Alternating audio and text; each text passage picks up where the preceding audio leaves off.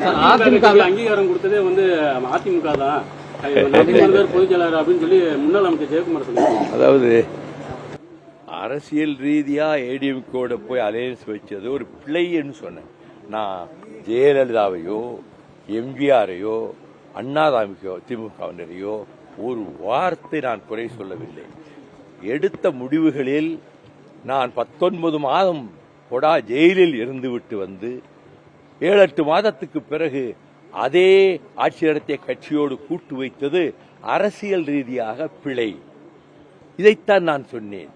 அதற்குள்ளாக அதிமுகவில் இருந்து சிலர் என்னை தாறுமாறாக திட்டி பதிவு போட்டுக் கொண்டிருக்கிறார்கள். நான் அதுக்கு பதிலெல்லாம் சொல்லப் போவதில்லை.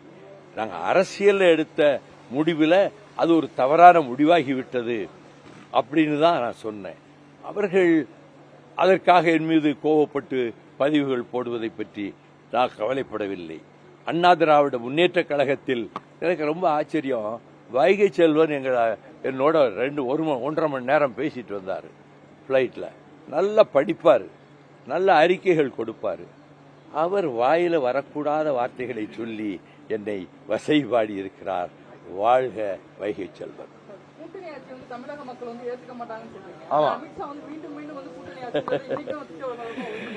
இந்தியாவிலேயே அரசியலில் ஓரங்கட்டி ஒதுக்கப்பட வேண்டிய ஒரு நபர் அமித்ஷா. அவர்தான் இந்துத்துவ சக்திகளுக்கு முதுகெலும்பாக இருந்து கொண்டு தூண்டிவிடுகிறார். ஆகவே தமிழ்நாட்டு மக்கள் கூட்டணி அரசை ஏற்க மாட்டார்கள் என்பதோடு அதுக்கு வாய்ப்பே இல்லாமல் செய்து திராவிட முன்னேற்ற கழகத்துக்கு அறுதி பெரும்பான்மையை, இண்டிவிஜுவல் அப்சல்யூட் மெஜாரிட்டியை வாக்காளர்கள் தரப்போகிறார்கள்.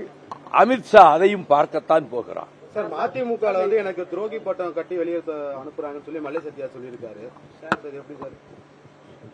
அவரை பற்றி இங்க நான் வாதிக்க விரும்பல.